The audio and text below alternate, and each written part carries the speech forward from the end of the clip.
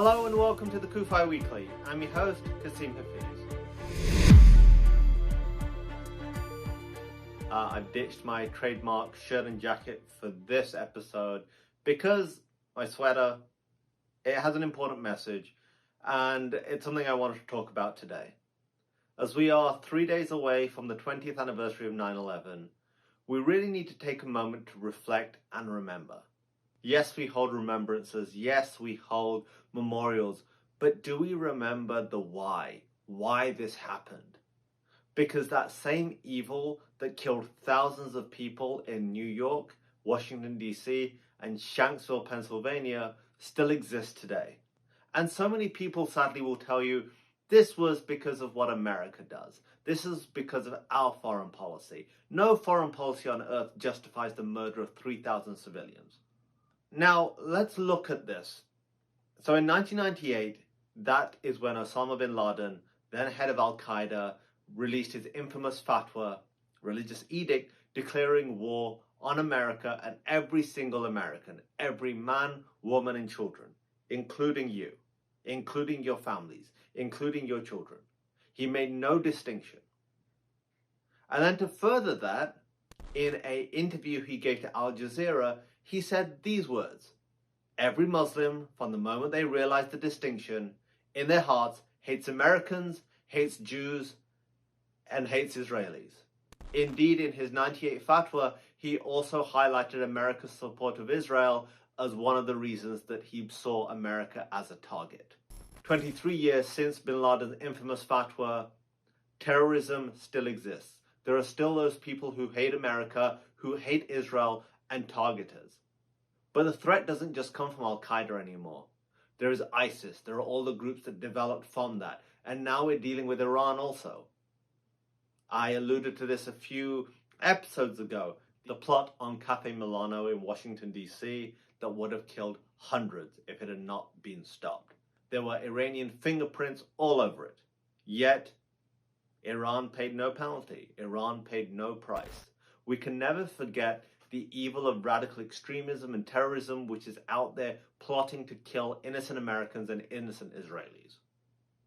And when I hear words from bin Laden, when I hear words from other extremists of al-Qaeda and ISIS and the Iranian government condemning Israel, condemning America's support for Israel, you know what? It makes me realize I'm on the right side of history. For evil men like Osama bin Laden, for evil men like Ayman al-Zawahiri, for evil men like Abu Bakr al-Baghdadi, for evil men like Ayatollah Khamenei in Iran to call for the destruction of Israel, to condemn America for its support of Israel, it tells me 100% that I am on the right side of history. When I am fighting against what these evil men stand for, I am doing what's right. So as we approach the 20th anniversary of 9/11, we can never forget what happened on that day. We can never forget the tragic loss of thousands of Americans and people of all different nationalities, all different faiths and backgrounds and political ideologies. These people who hate America, and yes, it may sound cliche, they don't care who you worship, they don't care where you stand politically, they don't care what you do in your life, they hate you. And we need to wake up to that. That threat has not disappeared. With what we saw in Afghanistan, that threat has spiked once again. It never disappeared. But now we're going to see a resurgence in al-Qaeda. We can never forget the sacrifices by our armed forces in finding and destroying al-Qaeda. Those men who went into that compound and took out bin Laden made incredible sacrifices, and it took incredible bravery. We can never forget that. We can never forget that the threat exists. Radical Islamists still target America, still target Israel. So as we approach the 20th anniversary of 9/11, I have a simple request. It's written on my shirt. Never forget. Don't let 9/11 just become a date.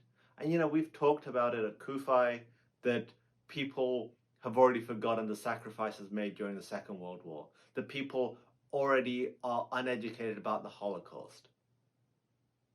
And I'm seeing it with my own eyes, something which just happened 20 years ago. Horrific images that flashed across our TV screens, and people have already forgotten.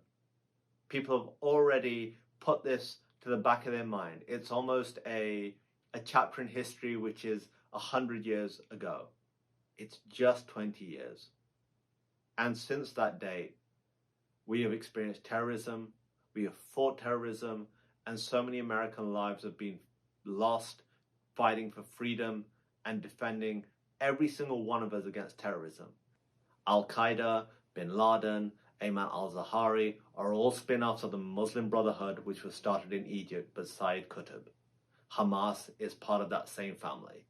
So next time Israel's at war and you find your friends or whoever or the media or these influencers justifying attacks on Israel from Hamas, remember that they're justifying the same people who celebrated when planes hit the Twin Towers. There are awful videos of some Palestinians celebrating when America was hit on 9/11. Do you know what Israel did? Israel stood with us. Israel mourned with us, and the only memorial to the 9/11 victims with the name of every single victim outside the United States is in Jerusalem, Israel. Israel is our friend, our ally, and our brother. And we proudly stand with Israel. God bless America, God bless Israel, and God bless each and every one of you. For Zion's sake, do not remain silent. This is Qasim Hafiz for the CUFI Weekly.